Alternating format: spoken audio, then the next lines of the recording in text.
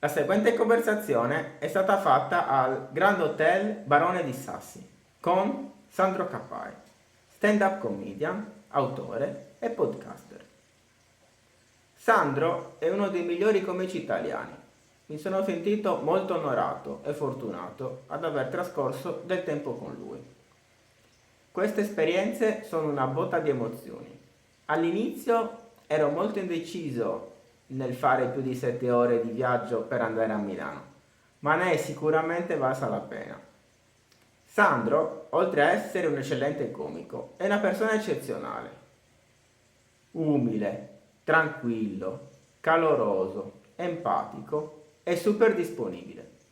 Consiglio vivamente di guardare il suo spettacolo. Questo è il podcast di Francesco Sanna. Per supportarlo, per favore, date un'occhiata ai link in descrizione.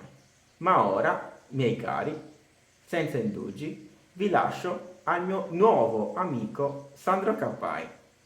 Iniziamo con un grande insegnamento che David Chappelle ha dato a Trevor Noah, dove lui diceva, Trevor Noah, Ok. era molto in ansia prima di uno spettacolo perché Ah. doveva performare prima di David Chappelle. E quindi ha chiesto a David cosa dovesse fare, no? E a quel punto David gli dice che lui non era lì perché era simpatico, Ah. perché ci sono molte persone simpatiche nel mondo, ma era lì perché è una persona interessante. E, e non molte persone riescono a essere interessanti e riescono a far sì che un audience lo ascolti. Quindi cosa ne pensi di questo e perché tu sei interessante? Ok, allora, fra l'altro io a questa frase ci penso sempre, che poi non è... io mi ricordo una scena sempre di Dave Chappelle, non con Trevor Noah, ma con Will Smith, Mhm. perché c'era un video in cui Will Smith, quando all'epoca Will Smith era amico degli stand-up comedian, erano altri tempi, che prova a fare stand-up comedy per la prima volta nella sua vita.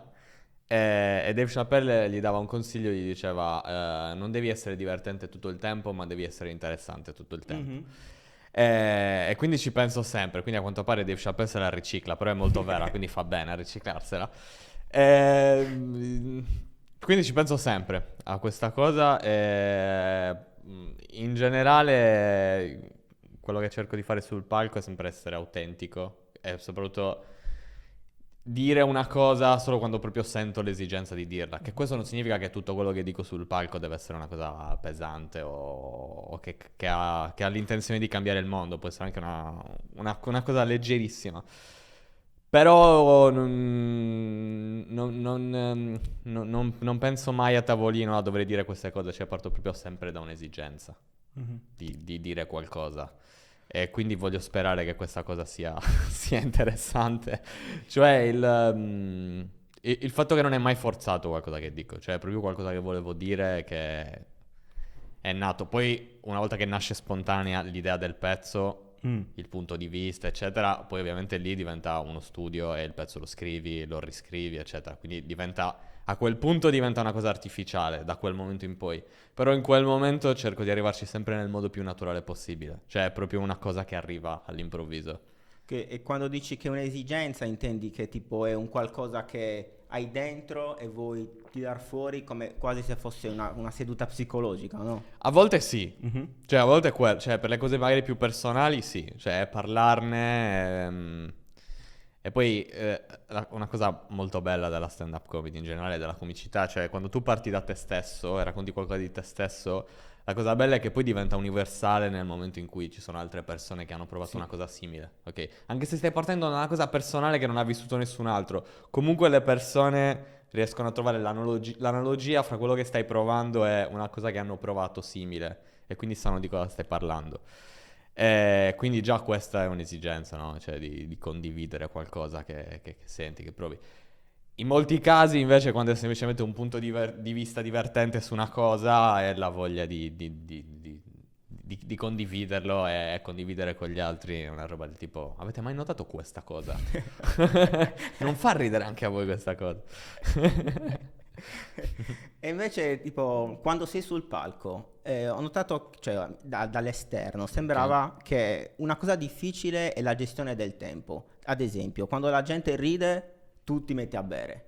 Ok, Oppure, questo è un problema mio perché bevo tanto. vabbè, però se si guarda il primo spettacolo e il secondo, Ok. nel primo... Grazie per averli guardati entrambi. vabbè, mi ha fatto innanzitutto. piacere. Nel primo, cioè secondo me nel secondo c'era proprio un improvement in questo caso, nel senso che loro stavano aspettando qualcosa, invece tu ti sei messo a bere, no? Ah. Mentre nel secondo, quando loro ridevano, ti sei messo a bere, come se Ok. avessi imparato, non lo so, se è la parola giusta, imparato le tempistiche. Sì, cioè, più o meno sì, è Mhm. così, nel senso non è che poi non è che impari solo le tempistiche, cioè nel senso Beh. sono passati 3 anni, perché l'altro l'ho registrato nel 2019 e questo Mhm. nel 2022, quindi nel frattempo sì, spero, cresciuto come comico. E poi, cioè, se ci penso, ero proprio, cioè, in confronto tra quello del 2019 e quello del 2022, cioè quello registrato nel 2022, ero totalmente... Non dico a mio agio perché comunque sei sempre su un palco, quindi cioè, devi sempre... Cioè, ovviamente ero teso perché stavo registrando, ero a Cagliari, c'era la Cagliari. tensione, però ero a casa. Esatto. Però cioè, ero molto più a mio agio, quindi avevo molto più il controllo di quello che succedeva, quindi sì, in parte sì. Poi davvero questa cosa del bere è più che altro un mio problema, che bevo tanto. Però ad un certo punto me la sono fatta...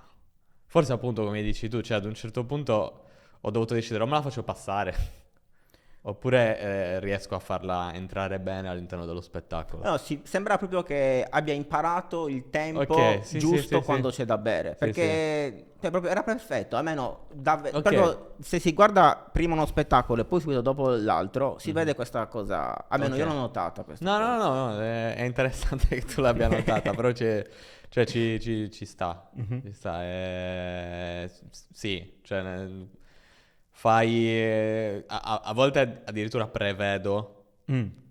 cioè tipo, che sono veramente, ripeto, è un problema, cioè sono ragionamenti, cioè dovrei pensare a tutt'altro sul palco, non devo pensare a bere, però siccome io so che ho bisogno, a volte dico, stanno per arrivare 3 minuti in cui sicuramente non applaudiranno, ma non perché non mi piacciono, ma perché, non perché non mi piacciono i prossimi 3 minuti, ma perché come sono strutturati... non c'è proprio la battuta che prende l'applauso. E quindi dico, devo bere adesso, perché i Ok, prossimi ok. 3 minuti non posso. E vabbè, e comunque tipo più esperienza fai e... Sì, sì, e poi è anche molto quanto giri con uno spettacolo, cioè nel Mm. senso che con l'altro, comunque, cioè quest'anno, prima di registrare questo che poi è uscito su YouTube, ho fatto il mio primo vero tour della mia vita. Questo significa che questo spettacolo ha girato tanto e quindi l'ho conosciuto, cioè sono arrivato alla fine che lo conoscevo veramente bene. Cioè ero a casa quando dicevo quelle cose, cioè ero proprio, ero tranquillo, mentre l'altro comunque era materiale che... Cioè, giravo ma non così tanto, quindi comunque non avevo la possibilità di provare sempre quell'ora così com'era. Quindi anche quello, cioè, è conoscere le tempistiche, anche, cioè, conoscere proprio le tempistiche dello spettacolo in particolare che stai portando. Quindi un po' di tutto. Approfittiamo di dire di guardarlo Ah, assolutamente. sì, se volete, sì, guardatesi solo quello nuovo, è su YouTube. Lo trovate su YouTube nel mio canale, è gratis. E invece quando hai deciso, ho capito, tipo, non lo so, era allo specchio e hai fatto, minchia zio, voglio fare il comico. Allora, è stato un processo lungo perché la comicità mi ha sempre affascinato, io mi ricordo proprio che da bambino trovavo magica questa Mhm. cosa che fosse uno zio o che fosse un comico in TV, cioè trovavo assurda questa cosa che queste persone dicevano una cosa e le altre persone ridevano. E se proprio devo ridurla a un momento, ovviamente poi sappiamo che la vita non è mai fatta di un... Cioè, tu puoi ridurla a un momento, poi è sempre un processo, no? Però se proprio la vuoi ridurre a un momento, io mi ricordo... Mio padre non è uno che ride tanto, ok? E quando ero bambino io ero abituato che mio padre non rideva. Cioè e mi ricordo che una sera, ero proprio un bambino, e vedo mio padre che ride fortissimo, ma Mm. veramente tanto, con le lacrime. E io non ero abituato a questa cosa, tanto che chiedo a mia madre, ma papà è impazzito, cosa sta succedendo? Perché sta ridendo così tanto? E mia madre gli dice, gli fa ridere, sta ridendo per i comici che ci sono in televisione. Ed era la Subaru Baracca di Aldo Giovanni e Giacomo, lo Ah. sketch quello Eh. nelle serie in macchina, ok? Ah, sì, sì, sì, sì. Ok, ho capito, ho capito.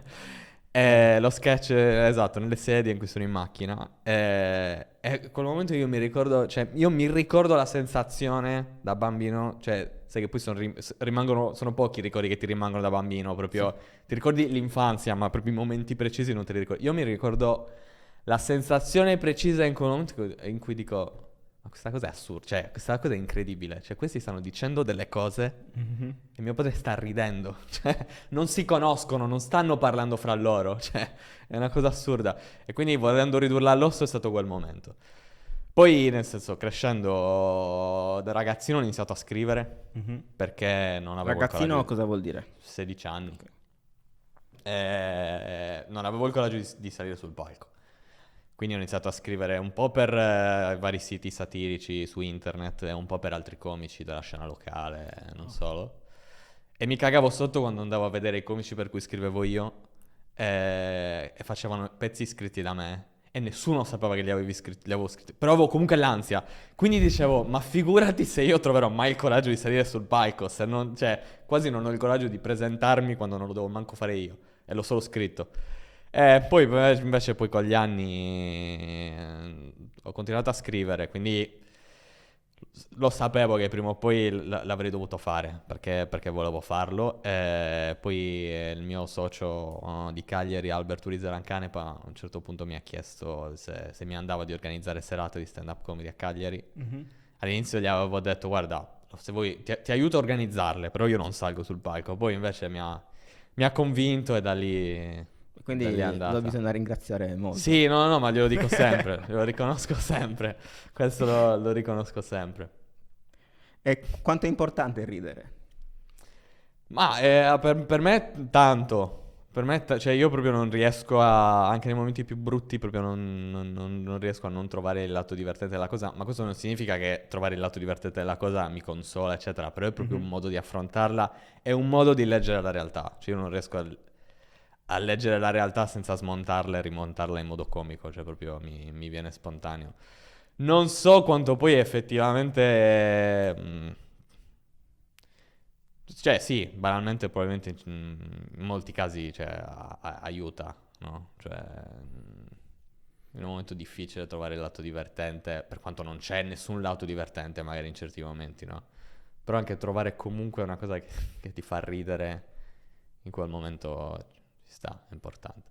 Cioè, ti aiuta a vivere la vita un po' più serenamente? O... Sì, sì, è un modo di... Sì, io sono abbastanza ansioso, abbastanza, quindi è come se... lo dice perfettamente Neil Brennan. Lui parla di depressione. Io non sono una persona depressa, quindi, però sono una persona molto ansiosa, no? E a volte l'ansia e la depressione agli estremi si somigliano per assurdo, no? Per quanto siano due sensazioni totalmente diverse, agli estremi potrebbero somigliarsi. E lui parla della depressione e dice, per lui le battute, cioè quando trova una battuta, una cosa che gli fa ridere, cioè è come se tipo è sott'acqua ed è tipo una cannuccia che va fuori e dice ok, e riesce e prende l'aria per un attimo, ok. E quindi sì, dal momento che sono una persona molto ansiosa e ogni tanto spezzare con questa cosa comica che trovo mi rilassa per un attimo. Bene, bene. Prima hai parlato di tuo padre, ma negli spettacoli parli sempre di tua madre e di Sì, tuo padre. Dici tanto. che tuo padre è tipo un duro, no? Sì. O fa finta di esserlo. Questo è quello che ci chiediamo. E lo salutiamo. Più o meno, sì, assolutamente. Ci chiediamo di ogni padre o comunque di ogni uomo nato prima degli anni '80, credo. E invece per tua madre dici che ogni tanto è ingenua, oppure vuole sempre avere ragione. Sì. Ma alla fine cosa ti hanno insegnato loro due? Ma questa è una domanda molto difficile, cioè nel senso è difficile ridurla all'osso. Beh, abbiamo tutto il tempo che vuoi. Io non so se questa cosa sia giusta, ma una roba che penso è che tipo per un genitore sia molto più importante tipo, non so, non far sapere, però nel senso voler bene tuo figlio più che insegnargli qualcosa poi nel concreto. E poi non che non mi abbiano insegnato nulla, però non lo so, cioè a volte penso tipo Non so perché mi viene in mente questa cosa, però sai quando io ascolto un sacco di rap, ok? Ok. Sai quando i rapper fanno tipo non lo so, sono stati in carcere per non so, non lo so, per una rapina, un omicidio, eccetera, e poi fanno una roba tipo scusa mamma, ti voglio bene, eccetera. E io penso sempre, secondo me non li vuoi così bene. Cioè, nel senso, se vuoi il 99% dei motivi per cui un uomo si comporta bene è che non vuole ferire la madre. Secondo me, Ok. io non so quanto. Cioè, è una sensazione che ho. Sono assolutamente pronto a mettere in discussione questa cosa. Però molto spesso è quello. Quindi è raro che mi metto a pensare questa cosa in particolare, me l'hanno. Cioè, a livello esistenziale, no? Che mi metto a pensare a qualcosa che mi hanno insegnato i miei genitori, cioè a livello esistenziale. Poi ci sono le singole cose che ti hanno insegnato i tuoi genitori, tipo quando sei in un bagno pubblico e metti la carta igienica sul cesso e dici, "Ah, mia madre sarebbe fiera di me." Cioè, ci sono queste cose. In più essendo maschio ancora di più. Esatto, esatto. Ehm, Ma stai forse pensando, stai dicendo che stai pensando a tua madre ogni volta che vai in bagno? Infatti stavo pensando, è uno strano momento in cui pensi, cioè se tu sei in bagno che stai cagando e pensi quanto vorrei che mia madre fosse qui a vedermi, sarebbe veramente orgogliosa di me perché c'è la carta igienica. È tutto il perimetro. Quindi sì, però adesso sono sicuro che probabilmente quando uscirò di qui dicevo, beh, però questa è una cosa che mi hanno insegnato i miei genitori, che però adesso. Cioè, che sto pensando a delle cose che mi hanno insegnato proprio a livello esistenziale. Però mi Non sembra di so. capire che ci sia molto amore, cioè nel senso che ti hanno voluto molto bene, da come li stai descrivendo adesso. Sì, cioè, nel senso, l'impressione è stata quella. Poi è ovvio che mia madre e mio padre lo dimostrano in modi molto diversi. Mhm. Cioè, alla fine di uno spettacolo mia madre mi dice bravissimo, sono Mhm. felicissimo di tutti i sacrifici che hai fatto, complimenti e tutto il lavoro che hai fatto, guarda, cioè, è bello vedere i risultati, eccetera. Cioè, mio padre dopo uno spettacolo magari mi dimostra affetto dicendomi tipo, "Ma dove hai parcheggiato?" Cioè, nel senso, interessandosi alla mia vita. Mio padre fa domande. Per farmi sapere che è interessato a una cosa che sto facendo, fa domande. Beh, vabbè, però sicuramente ti vogliono bene. Sì. Speriamo, penso di sì. Nonostante io li maltratti sul palco, però sanno che si scherza. Ma se Mia madre i parli... pezzi in cui cioè, mia madre i pezzi di lei, cioè, li adora. Cioè, mi ha detto, non vede l'ora di sentire il prossimo spettacolo. Perché ovviamente Nel sa che prossimo ci sono? Sì, ci sono, Ok. ci sono, ci Ok. sono. Invece una cosa difficile cioè per quanto riguarda essere un comico è quando è che si può superare quella linea che non si può superare per dire una cosa o Mm. estenderla. Come fai? Guarda, io mi metto un sacco di problemi, cioè partendo dalla base che secondo me un comico sul palco può dire quello che vuole, ha il diritto Mhm. di dire quello che vuole, la domanda è qual è il limite, la risposta è non c'è limite. Cioè se dobbiamo ragionare in modo generale, non voglio che ci sia, ok? Perché è ovvio che. Dimmi. Però il fatto è che il modo in cui lo dici, cioè puoi Certo, dire tutto quello che vuoi certo. e quindi c'è, secondo me, non lo so, me lo direi adesso, se c'è un grande studio su quello, su come dirlo in modo tale che magari è anche tipo una frecciatina, ma anche un insegnamento, ma anche, non lo so, un tuo pensiero. Ok, aspetta, intendi l'equilibrio fra le varie cose Sì, che sì, dico? esatto. Sì, beh, quello ci lavoro, cioè ci lavoro tanto, soprattutto poi quando lavori sull'ora, cioè sul tuo Sull'ora. spettacolo. Sì, dico sull'ora, parlo da comico, però Sì, sì, sì. mi devo ricordare che non siamo tutti. I comici ragionano in minuti, ore, cioè. Ehm, quindi, cioè, poi quando ragioni nello spettacolo completo, cioè, sull'equilibrio ci ragiono tantissimo, cioè, Mhm. sulla parte in cui dico qualcosa di importante che mi va di dire, sulla parte in cui che mi fa molto ridere, però è una parte leggerissima, eccetera, sulla parte in cui oso in più, oso un po' di più e so che qualcuno potrebbe essere infastidito da quella parte, quindi cerco di avere un equilibrio fra tutte queste cose. E continuando quello che dicevo prima, cioè, io ovviamente dico, se dobbiamo trovare una regola generale non c'è un limite. Detto questo, ovviamente ci sono dei casi, cioè, come dire, più è pesante e scomoda la cosa che, cioè più è pesante la cosa che vai a scomodare, più devi giustificarla, cioè nel senso più devi trovare un punto di vista che giustifica, sia perché è divertente, ma anche perché è proprio valido dal punto di vista razionale, che giustifica il fatto che tu magari hai scomodato una cosa che è meglio non scomodare, no? In un monologo comico. Quando dici giustificare, intendi che proprio lo dici nello spettacolo No, oppure no? Vai. no, cioè intendo, come dire, cioè io ti vado a scomodare una cosa che non va, di cui non va bene ridere, però Mhm. poi ti dimostro che, cioè, era perché volevo portarti in un certo luogo, ok? E ovviamente la comicità è esagerazione. Esasperi le cose, quindi devi, cioè, se non esasperi, se non prendi sempre un esempio estremo, non fa ridere. E quindi devi sempre prendere esempi estremi.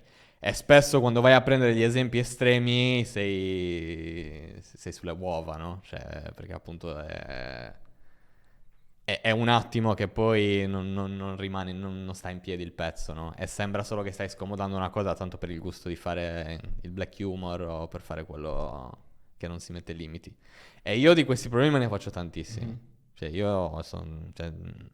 sono tantissimi pezzi che magari ho in mente e non li lascio fermentare tantissimo finché appunto non trovo proprio il modo di dirli nel modo giusto, in modo che non siano appunto che siano giustificati. Non giustificati, appunto, dicevo, non è che dico adesso vi spiego perché l'ho detto, Mhm. però che abbia un senso, no? Che, Sì, sì, cioè, sì, sì. se scomodo qualcosa voglio che ci sia un motivo.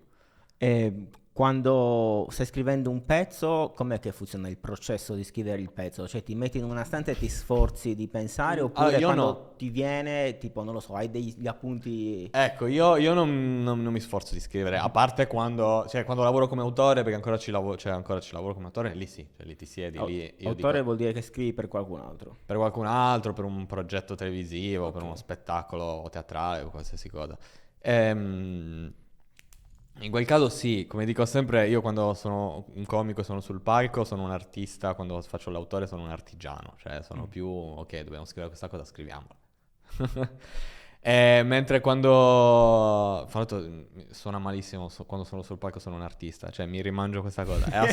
Era solo per dire che quando sono un autore, più che un lavoro artistico, sto facendo un lavoro di artigianato, ok? Quando sono sul palco sono un buffone, cioè non volevo sembrare così pretenzioso, era solo per dire A me l'opposto. non sei sembrato. Beh, sì, però non mi... Cioè, non so, quando un comico si prende troppo sul serio, è meglio di no. Ehm, mentre quando io per scrivere un mio pezzo, cioè parto da un'idea che mi viene, è il discorso che ti facevo all'inizio, no? Cioè mi viene in maniera naturale, cioè arriva e basta. Può essere che, non so, mi succede una cosa e mi viene in mente un pensiero su quella cosa, sto discutendo con degli amici, mi viene in mente un punto di vista su qualcosa e dico, ah, questa cosa me la segno. Ah, E ok. me le segno nelle note dell'iPhone. Ok. Me le segno lì, le lascio fermentare per un po', finché poi non ho abbastanza materiale, dico, beh, ci sta un pezzo su questa cosa. Allora lo metto insieme. Però io non scrivo finché non lo provo la prima volta sul palco. Cioè io mi faccio uno schema delle cose che voglio dire. Però la prima volta che lo faccio sul palco, perché noi facciamo delle serate con altri comici in cui Ah, il solo pubblico comici. sa... Noi facciamo degli spettacoli, cioè delle serate in cui il pubblico paga un biglietto e sa che Ok. ci saranno 5 comici che stanno provando per la prima volta dei pezzi. E lo sanno, cioè Ok. fa proprio parte del Sì, sì, sì, gioco, è il sì, sì. motivo per cui pagano il biglietto, no? Quindi in quelle serate lì prendo le note del telefono e dico, ok, questa cosa è interessante, possiamo sviluppare questa cosa. Metto insieme quello che ho e mi faccio uno schema Mm. dei punti che devo toccare. E poi lo provo sul palco, però a braccio, cioè io non ho un testo scritto la prima volta che lo provo. E il motivo principale, sono diversi, ma il motivo principale è che per quanto ti sforzi quando scrivi, per quanto ti sforzi a scriverlo nelle parole che vorresti con cui suonasse dal vivo mentre lo dici, non saranno mai le parole vere che ti vengono naturali quando parli, ok? Quindi cerco sempre di farlo prima senza avere un testo, così Mhm. poi mi riascolto e dico ok, Eh, mi è venuto spontaneo dirla in questo modo. E poi da lì allora lo scrivo, dalla seconda volta in poi scrivo il pezzo E da lì inizia la scrittura vera e propria, perché poi nella stand-up comedy quando fai un pezzo, cioè hai solo iniziato a scriverlo. Cioè lo riscrivi, lo riprovi, vedi cosa non funziona, vedi dove si ride meno e quindi ci lavori, lo rifai, lo cambi e lo modifichi. Quindi lo scrivo, dalla seconda volta in poi lo scrivo. Quanto ci vuole a scrivere un pezzo? Cioè a far sì che sia definitivo. Sì. Diciamo, cioè, una volta che tu hai dei pezzi abbastanza solidi, li metti dentro lo spettacolo, la famosa ora di cui parlavo. Quell'ora la porti in giro almeno un anno. Quando la porti in giro un anno, cioè quando l'hai fatta diverse volte, più o meno un anno, allora inizia ad essere come la volevi. Almeno non è mai come la volevi, però. Aspetta, non ho capito, nel senso, quello che chiedevo io è quanto ci vuole in tempo materiale a scriverlo. Cioè, tipo, è proprio un anno? Oppure in questo anno, tipo, aggiungi... Sì, no, togli? certo, aggiungo, sì, perché cioè, non riesco a tradurlo in tempo perché è sempre, cioè, ripeto, c'è una nota che poi sta qui, poi un altro giorno la riprendo e poi mi scrivo lo schema e poi lo vado a provare. Quindi è più un lavoro mentale e poi dal momento che ci pensiamo 24 ore su 24 a queste cose, quindi intendo i comici, cioè quindi... Cioè, stai scrivendo sempre, non stai scrivendo mai, praticamente. Quindi cioè, non riuscirei a tradurtelo in un tempo preciso. Questa cosa che hai detto 24 ore su 24 è una cosa positiva o negativa secondo te? Riesci a staccare? A volte mi impegno per staccare. Ok. A volte mi impegno per staccare, sì. Cosa fai per staccare? Non lo so, ad esempio, domani vado all'ECMA, la fiera del motociclismo, che è una cosa che mi fa staccare tantissimo, quindi questo è abbastanza... Per il resto è abbastanza difficile staccare. Il fatto è che poi molto spesso non è che voglio staccare, quindi non lo so. Non lo so, a volte mi impegno, ascolto un sacco di musica rap, che però non so quanto mi faccia staccare poi in realtà.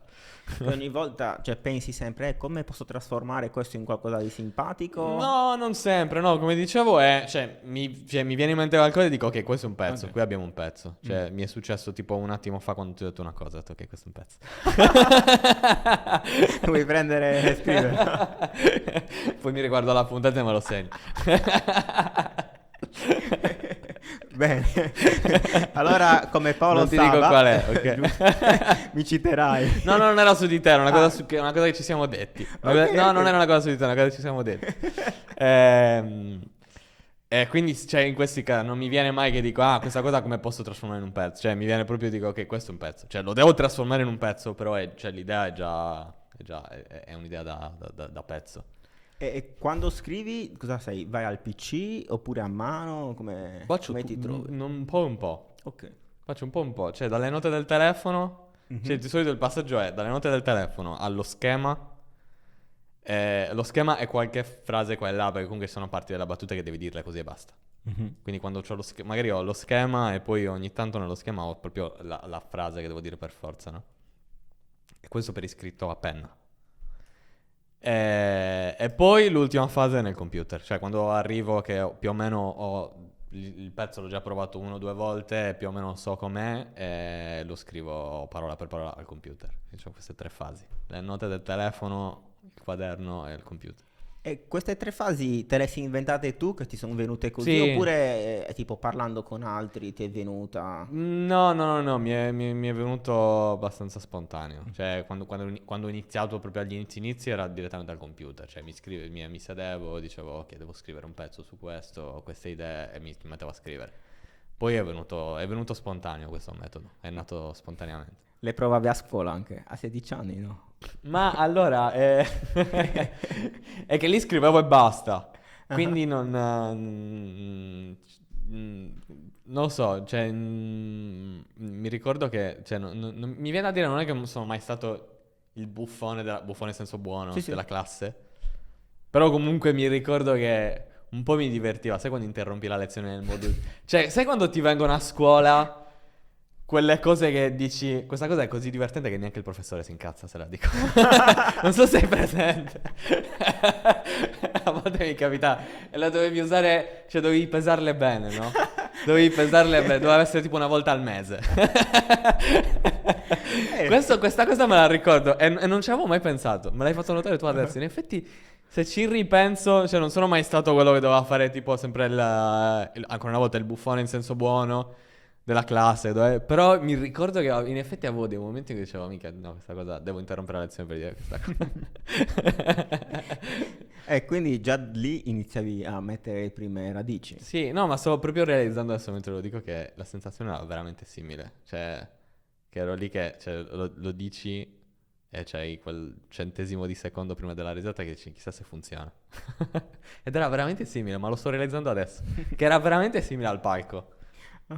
Perché poi, per quanto poi ti abitui e sai come si scrive un pezzo, eccetera, quando provi un pezzo la prima volta è sempre un'incognita totale. Noi facciamo una serata al mese insieme ad altri comici qui a Milano dove facciamo 10 minuti nuovi ogni mese. Ma è davvero così che è un'incognita? Perché... È davvero un'incognita. Ok. Non senti quando scrivi o comunque fai, no, questa qua fa ridere sicuramente. Questa qua, io dico, secondo me questa cosa fa ridere. Fa ridere sicuramente è una frase che non ho mai pensato mentre scrivo un pezzo. Ma davvero, cioè... Anzi, molto spesso penso... Speriamo questa cosa faccia ridere perché a me piace un sacco. Però veramente, cioè proprio il sicuramente non lo dico mai. La sensazione quando ridono, cioè è una cosa piacevole Sì, per te, è proprio... sì, sono delle risate molto belle. Sì, come Jerry Seinfeld dice 99% per cui i comici lo fanno è perché amano il suono della risata. No, è bello. La sensazione più bella è quando non riesci a riprendere cioè quando ridono, cioè la risata grossa, e poi riparti e ci sono ancora i rimasugli della risata precedente con le persone che ridono. Quella è la parte più bella. Mi sta venendo in mente quando non ti sei accorto che c'era il fratello di Ligabue. Sì, era d'Alghero. Dobbiamo raccontarla questa cosa per chi ascolta, se no non è decontestualizzata. Però sì, era praticamente... Era d'Alghero e c'era... Sai, a volte parli col pubblico, no? Sì. Per entrare in empatia, no? E la classica domanda è che lavoro fai? E c'era questo tizio che somigliava veramente tanto a Ligabue, ma somigliava veramente tanto. E gli dico che lavoro fai? E mi dice io suono. E gli dico cosa suoni? E lui mi dice ma rock italiano, mi dice. E io gli dico tu hai la faccia di uno che suona nella cover band di Ligabue. E ovviamente Alghero, che sanno che a quanto pare lui, non so, ha vissuto lì, credo che non so, comunque è abbastanza legato ad Alghero, adesso non mi ricordo di preciso per cosa. Mi pare che forse la compagna di Alghero. Ah, quindi Prendetela con le pinze, non ne sono sicuro. Comunque è legato alla città di Alghero e quindi ad Alghero lo sanno che Marco Ligabue è spesso lì. Che salutiamo. Che salutiamo assolutamente. E anche Luciano si sta ascoltando. Ma soprattutto Marco, perché e praticamente quindi il pubblico ride, inizia a ridere tanto, no? Ora, le battute sulle somiglianze funzionano sempre, però quella volta stavano ridendo veramente tanto e quindi ho detto, ma perché cioè, c'è qualcosa che mi sta sfuggendo. Però insisto, vado avanti, la gente che rideva tantissimo. A un certo punto dico, oh, forse Ale, semplicemente sei un bravo comico, cioè nel senso, perché devi sempre buttarti giù? Perché devi sempre pensare che c'è qualcosa che ti sta sfuggendo? E ad un certo punto parte l'applauso. Ho detto no, l'applauso è troppo, cioè per una cazzata così è troppo, mi sta sfuggendo qualcosa. E ad un certo punto uno a fianco a lui, a Marco Ligabue, proprio con le lacrime, mi dice, guarda che lui è il fratello di Ligabue. A me ha fatto molto ridere ascoltandolo, perché c'è tutta la parte... C'è l'audio, sì, perché non ho il video ma avevo registrato l'audio. Sì, nel mio profilo Instagram c'è l'audio di questa scena, è stato assurdo. Poi Marco Ligabue è stato fighissimo. E poi abbiamo riso tutta la sera di questa cosa, è stato assurdo.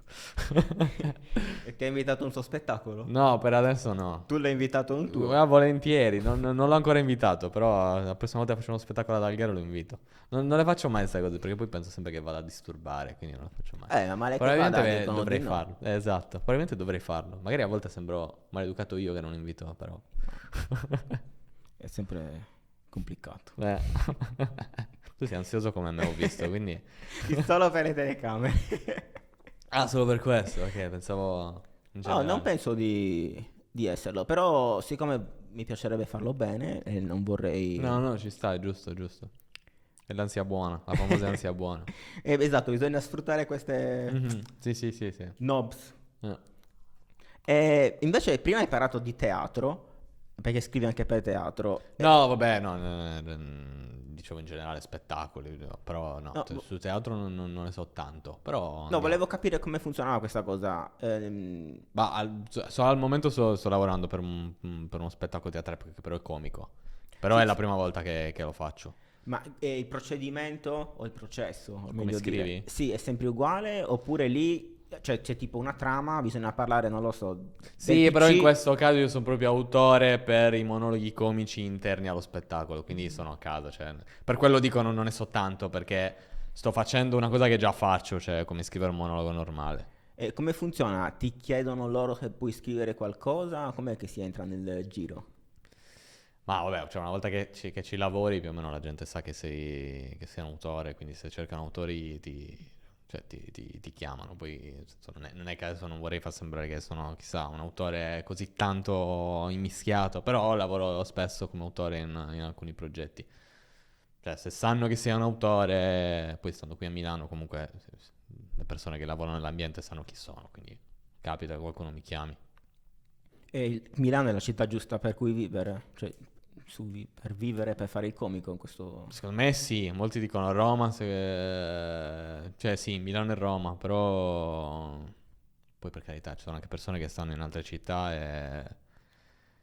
e comunque girano, eccetera. Noi sai benissimo, essendo sardi, il problema è che girare diventa complicato. Quindi io ho sempre detto se me ne vado da Cagliari per andare a Milano, quindi poi non sono riuscito a rispettare questa cosa perché sono andato a Sesto San Giovanni, però però sì, cioè qui sì, c'è un bel movimento, c'è tanto pubblico. Sì. Poi, ma in generale Milano è sempre stata, per la comicità, sempre stata una città importantissima. Cioè, Mhm.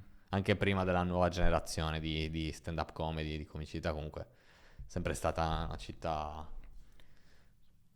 principale per la comicità, penso, in Italia. Ma meglio Milano o Cagliari? Questa è una domanda difficilissima, cioè Cagliari è la città più bella del mondo, no vabbè sto esagerando, però forse cioè, per noi lo è, almeno per me, per te lo è. Ti Sì, manca beh, te, anche tu non vivi a Cagliari, quindi no. Ehm, Mi manca il sole, le belle giornate, il cibo. ok, ti hanno avvisato che sta piovendo sempre a Cagliari ormai, quindi puoi anche non... Vabbè, però... No, sto scherzando, però tipo l'inverno Eh, scorso a Milano non ha piovuto mai, ma quando dico mai intendo mai. ok, Allora, però non c'è sole. sì, no, Eh, ovvio, cioè non... ma tipo, ma Cioè, anche la... capita il sole, però meno che a Cagliari. La cosa assurda di Cagliari sono gli angoli in cui all'improvviso c'è un panorama assurdo. Mhm. Ma proprio in un angolo. E ancora oggi mi capita di vedere quest'angolo e dico, oddio, ma per quest'angolo non l'avevo mai notato. Gli angoli di Cagliari che ti mostrano panorami assurdi. Sì, ho Quella è la cosa più anche bella. la possibilità di andare al mare Sì. quando vuoi. Sì, anche se non ci vai. Mentalmente. Esattamente, grazie. Vero. Cioè, proviamo a spiegarlo. Questa perché- cosa io la spiegavo soprattutto quando io ho fatto luglio qua, col caldo qua, ed era terribile. Cioè, e poi dicevo mentalmente, sapere che cioè a Cagliari tu muori dal caldo, però mentalmente sai che se hai un'ora libera puoi andare a farti un tuffo. E magari non non lo ci vai. fai, E non lo magari non ci fai. vai, ma mentalmente questa cosa ti aiuta un sacco. Qui Tantissimo. sapere... Cioè, e io amo Milano, infatti ero molto in crisi sulla domanda. Però il mare manca tantissimo. Cioè, da sardo, ma soprattutto da cagliaritano, che comunque si affaccia sul mare. Sì, Cioè, sapere che se non esci Cioè, a Cagliari sei veramente abituato che fai 500 metri sei sul mare, ok? Poi dipende da dove vivi, ma sì. più o meno, cioè, anch'io... Cioè, comunque Con sono la vicino. bici puoi tranquillamente. Cioè, se vivi a Cagliari Beh, e hai una bici. trovi il mare in un attimo. Ma Sì. non parlo proprio poi per forza di spiaggia, anche proprio vedere il mare e l'acqua. Sì. Ah, però mi fa piacere che Sì, condividiamo. no, ma Perché è strano, totalmente. perché, cioè, Quello parlando- mentalmente per me è importantissimo. Questa Sì, cosa... Tu dove stai? Tu non c'è il mare, immagino. No, sono in mezzo alle montagne adesso, quindi Ok. completamente diverso. Ok, sì, cazzo, il mare è vero. Però ci sono molti laghi, non sono ancora andato, ma Ok. perché non è... sono arrivato da poco. Aiuta, dove- ma non è la stessa cosa. Sì. Aiuta, non è la stessa cosa. Mi ricordo, sono stato a luglio e sono andato a provare a vedere se era mentalmente la stessa cosa. Ma non parlo di spiaggia, parlo proprio della sensazione di quando vedi il mare, l'acqua. Mhm. Ok. Sono andato al lago di Como, che è bellissimo. Sì. Non è la stessa sensazione di libertà che hai quando vedi il mare. È un'altra cosa.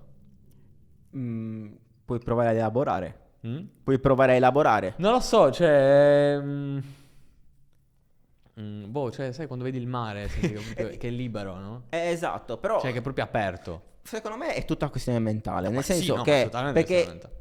a me piace molto non vedere niente, cioè solo Non vedere la fine. esatto, questo Ok. è bello. E lo È vedi vero. anche nel lago questo. Ok. Però sai che comunque il lago è finito, no? Ah, sì. E invece col mare, Sì, sì. boh, non lo so, è più bello.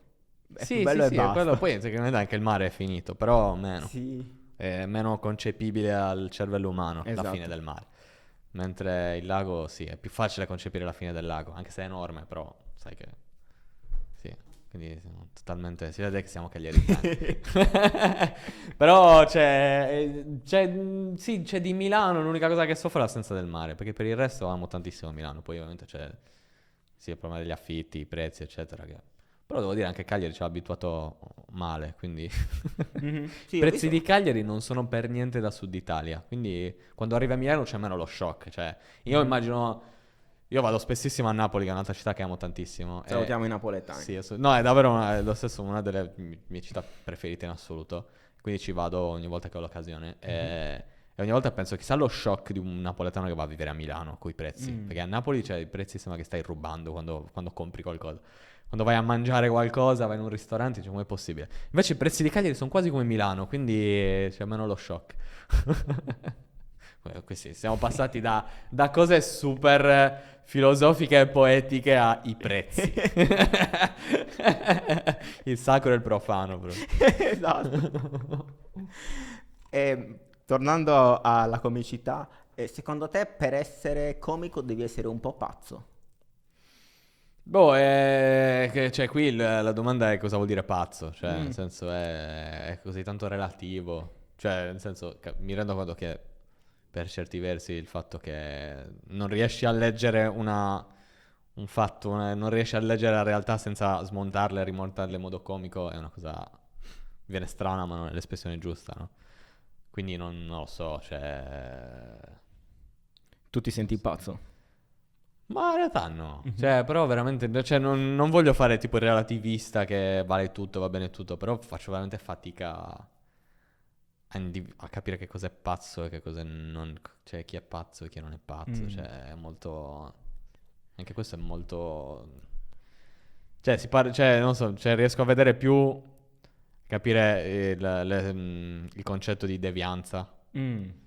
Cioè, il concetto di devianza è rispetto alla società, no? Cioè tu sei un deviante, Ok. nel senso che sei fuori dai canoni di questa società, no? E a volte è una cosa figa perché porta il progresso alla devianza, altre volte è semplicemente un problema.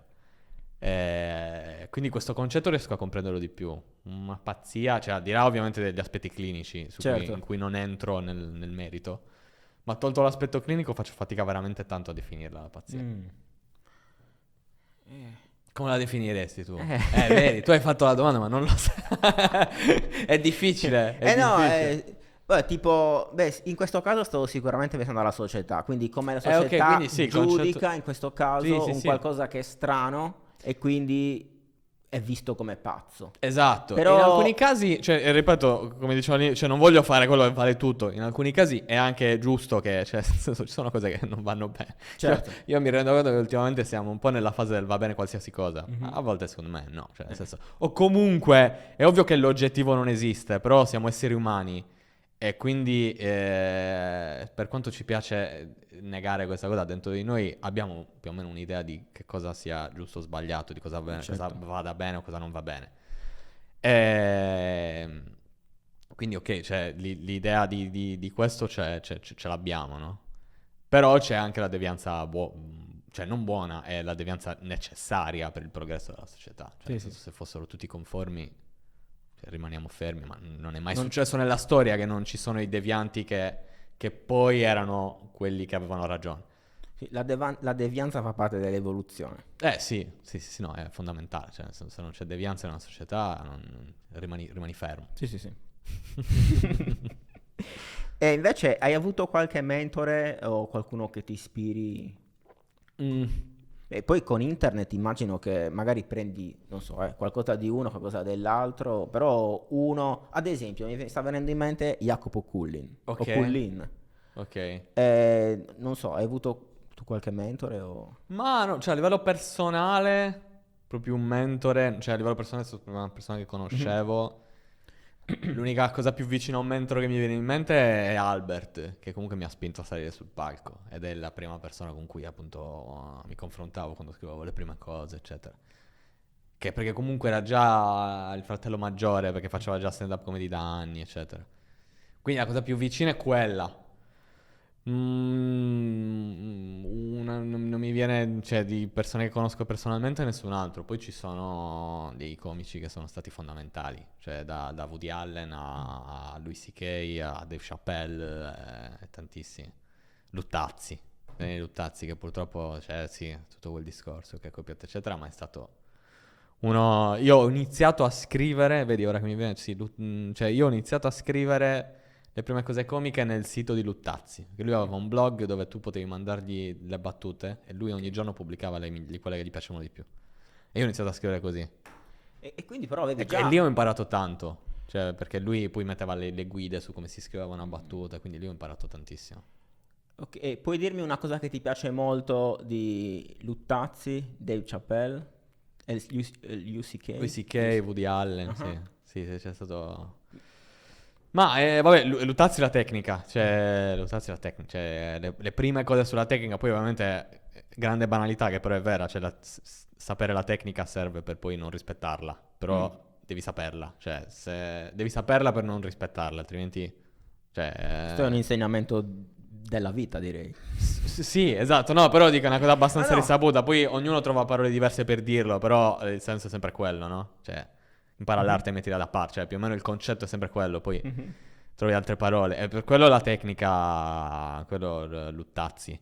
Woody Allen sull'umorismo esistenziale, cioè sul dire in una battuta, cioè mettere tutto il mondo in una battuta, no? E io sono uno che poi non ha mai tipo il monologo lungo che inizia con una premessa, fa un grande discorso, eccetera. Cioè io cerco sempre di... E mi affascina molto di mettere tutto il mondo che ho in testa in poco, Lo ok? fai perché devi bere.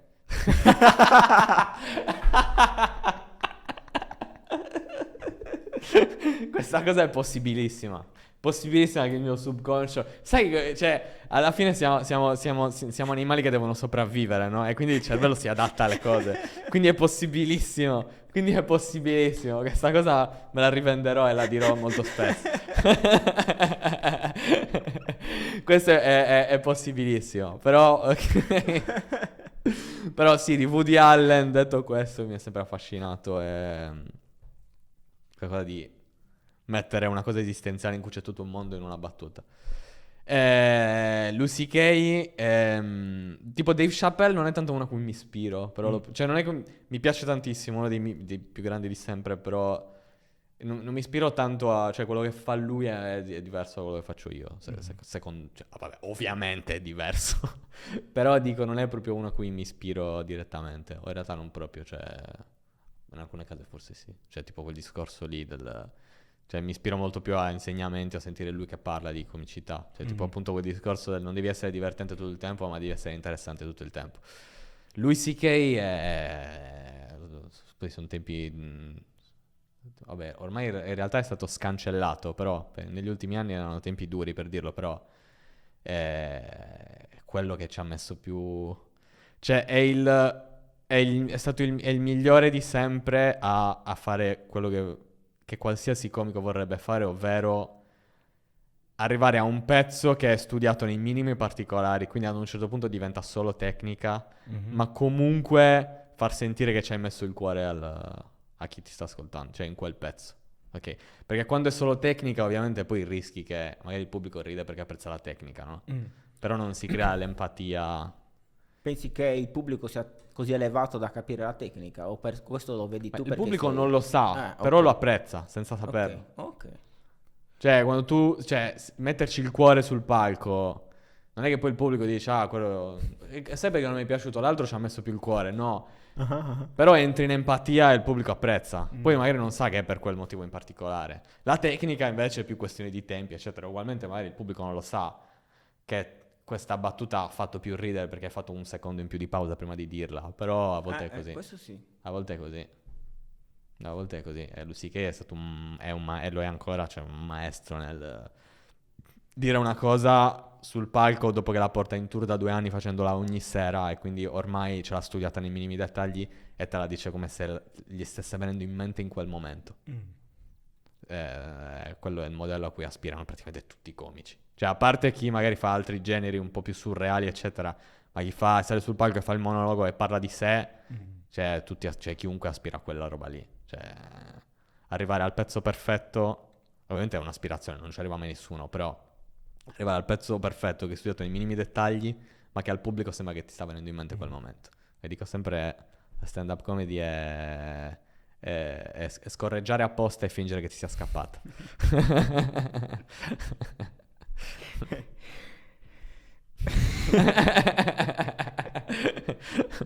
Mi piace unire il sacro e il profano. Non so se si è... Per questo chiamo Napoli, ora che ci penso, forse. Napoli è tutto sacro e profano, quindi... E invece, hai mai dubitato delle tue abilità da comico? Ma costantemente, questa è una domanda proprio ogni singola volta che mi ricordo del fatto che faccio il comico, ovvero ogni 10 secondi, cioè, ma poi è proprio una roba, cioè anche quando sei sul palco, cioè anche quando stai andando bene, comunque ogni 10 secondi più o meno, cioè tu hai fatto ridere al pubblico, gli hai fatto ridere tanto, ma 10 secondi dopo già giustamente ti guardano come dire ok, ma la prossima? Lo senti proprio? Allora, O è nella ci tua sono testa? serate e serate. Ci sono serate in cui sei veramente e riesci a essere totalmente a tuo agio e come dice Nate Bargatze, un comico che mi piace tantissimo, dice le serate in cui vai veramente bene sono le serate in cui ti godi silenzio e non ti danno nessun fastidio. Cioè che mentre stai parlando, mentre fai una pausa, eccetera, c'è silenzio perché non sei nella parte in cui stai facendo una battuta. Non ti crea nessuna tensione, cioè sei proprio totalmente a tuo agio. Queste sono le serate in cui vai veramente, cioè vuol dire che sei andato veramente bene. Quando non ti pesa la pausa che c'è fra una battuta e l'altra. Altre volte invece è tutto un respirare ogni volta che ridono e poi arrivi alla prossima, eccetera. Dipende dalla serata, non sono ancora riuscito a capire perché in certe serate vai in un modo e in certe serate vai in un altro. Ma pensi che sia tipo un cervello collettivo nel momento in cui tu parli e tutti sono collegati a te? Cioè, una cosa del genere? Ma non so, cioè, come dire, la figura che hai appena descritto probabilmente può essere una cosa a cui puntare, no? Ok. Però non credo di esserci mai arrivato.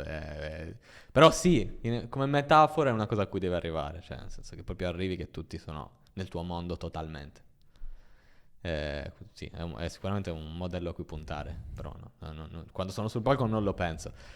Sì, dubito molto spesso delle mie abilità, proprio molto spesso. Cioè a volte proprio...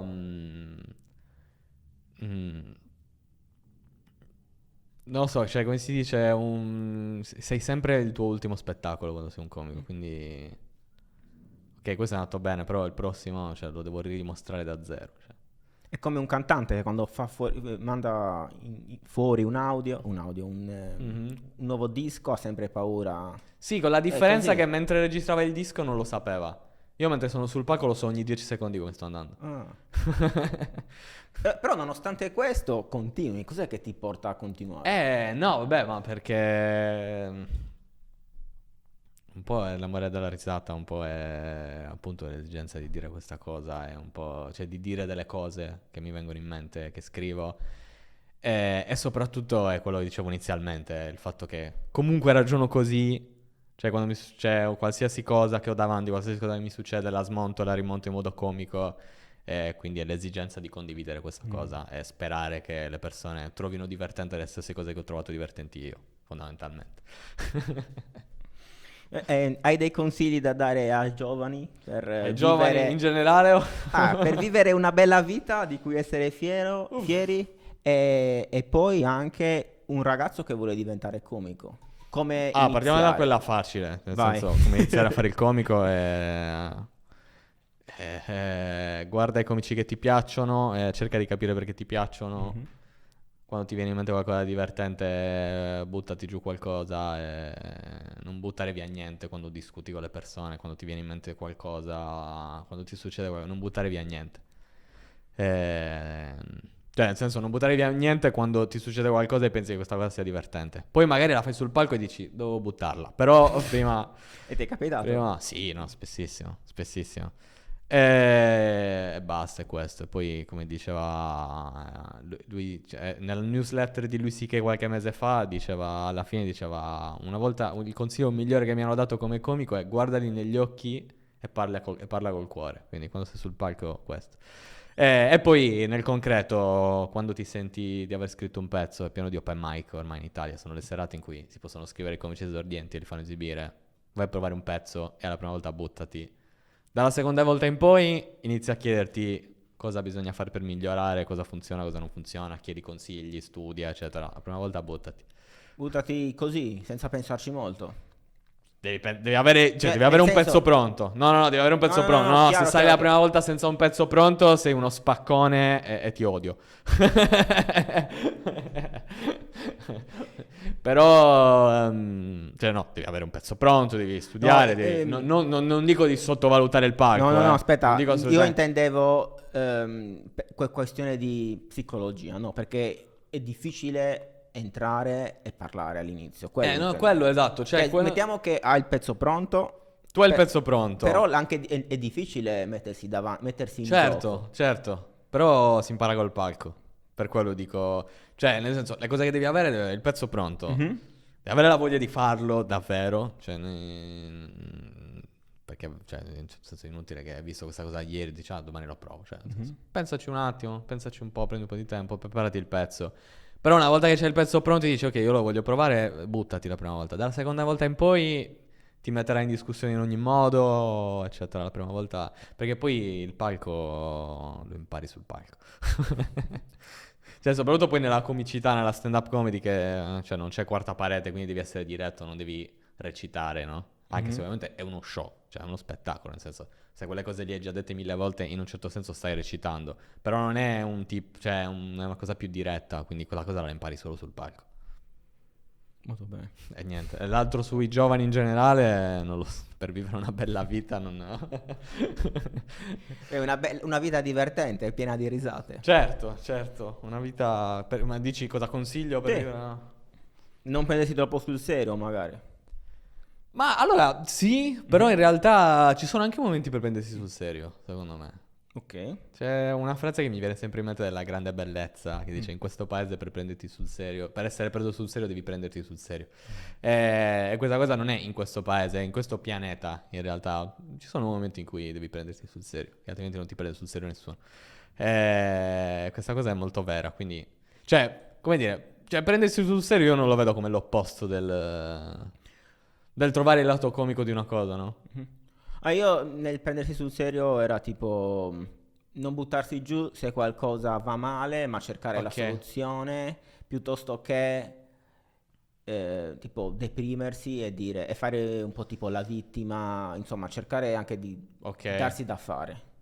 Sì, senza ovviamente, immagino stare d'accordo, non vogliamo sfociare nel coso se vuoi puoi, che sono abbastanza delle cose che non mi piacciono, la retorica del datti da fare e raggiungerai il successo, non condivido per niente questo C'è tipo molta di... fortuna anche nel successo.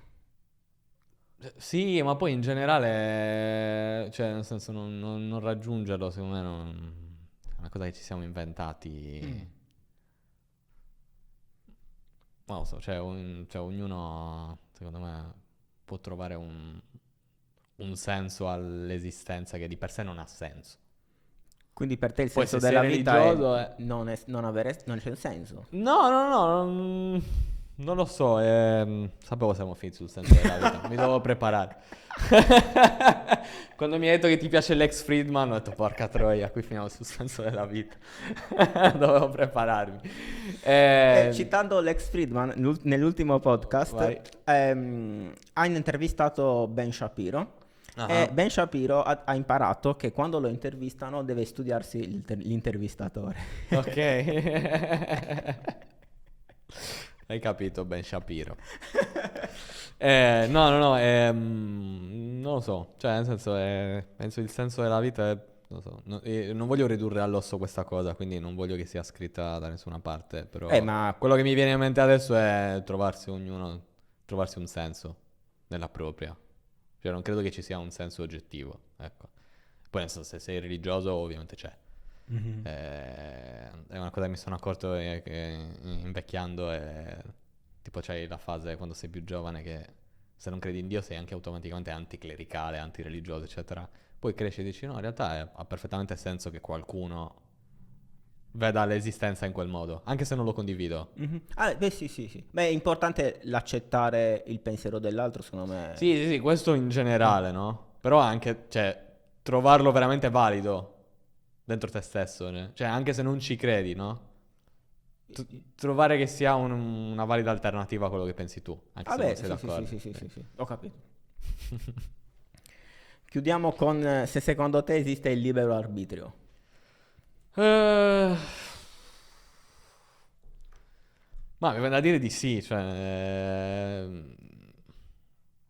secondo me sì, però non vuol dire che appunto hai il controllo delle conseguenze poi. Cioè, nel senso, ripeto, tornando al discorso che abbiamo fatto proprio un attimo fa, cioè, non il libero arbitrio nel senso che se una cosa poi la vuoi fare, allora puoi farla, cioè perché non è detto, banalmente viviamo in una società capitalista e ci sono, cioè, nel senso, non siamo tutti uguali, non tutti hanno le stesse opportunità e quindi nel senso, non tutti partono dalla stessa cosa e quindi non vuol dire niente. E anche quando parti dalla stessa cosa, poi c'è la sfiga, c'è la fortuna, c'è un po' di tutto. Quindi libero arbitrio nei limiti, insomma, Che permette alla società o no? No, vabbè, nei limiti dell'ingiustizia sociale, banalmente, no? Poi forse Ma qua sto... stiamo toccando, cioè cosa è Sì, stavo facendo un discorso ingiustizia, più è marxista, complicato. esatto. No, veramente, cioè sì, è più un approccio marxista questo. Che ci sta, però probabilmente era più una domanda esistenziale Mm. più che sociale. Eh, È che poi alla fine anche un po' il sociale deve entrare per forza in questa. beh, esatto. Cioè, nel senso, secondo me sì. Detto questo, non tutti abbiamo avuto le stesse opportunità, non tutti siamo partiti dalla stessa cosa. E anche quando non ci spieghiamo che differenza ha avuto la vita di cioè la vita di due persone, che differenza hanno avuto, comunque arriviamo sempre tutti da luoghi diversi. Quindi libero arbitrio limitato a questo discorso qua. Beh. Oh, grazie mille, mi ha Grazie a fatto te. molto molto piacere e Grazie a davvero te, grazie consiglio di mille. nuovo di riguardare Sì. lo spettacolo perché... visto che ci siamo, prossime date? Prossime date adesso faccio perché sto facendo le ultime date nello spettacolo in work in progress, no? Perché ancora non è ufficiale, sto preparando lo spettacolo nuovo. Sì, Perché sì. appunto ho pubblicato quello su YouTube, quindi adesso sto lavorando a quello nuovo, che è quasi chiuso, però sono ancora date non ufficiali, nel senso che non faccio lo spettacolo con quel titolo, cioè non è ancora... Lo spettacolo cambia ogni volta perché non so ancora bene com'è. E sto facendo le ultime date in cui sto lavorando allo spettacolo e faccio Milano il 24 novembre e poi faccio il 30 novembre a 30 giorni, quindi il 30 novembre a Reggio Emilia e l'1 dicembre a Mantova. Spero che queste siano le ultime date in cui metto insieme lo spettacolo e poi da dicembre, gennaio in poi presento lo spettacolo in maniera ufficiale. Speriamo di girare abbastanza. A Cagliari andrai? Cagliari sicuramente, a Cagliari sicuramente. Sto aspettando appunto di arrivarci quando lo spettacolo bello però, sai, quando torni a casa. Bene. Sento molto la pressione in senso buono, no? In senso buono, però sai, poi il pubblico di Cagliari è stato molto affettuoso come nell'ultimo anno e quindi voglio arrivare che ho uno spettacolo bello da dare a chi viene a vedermi. Non che non sia bello adesso, per carità, cioè non voglio dire che... però voglio che sia proprio pronto. E niente, queste sono le prossime date più o meno queste. Grazie ancora. Grazie a te, grazie mille. Grazie per aver ascoltato questa conversazione con Sandro Capai. Per supportare questo podcast, per favore, date un'occhiata ai link in descrizione. Vi lascio con una frase epica detta da Sandro stesso. La comicità è scorreggiare apposta e fingere che ti sia scappata. Grazie e alla prossima.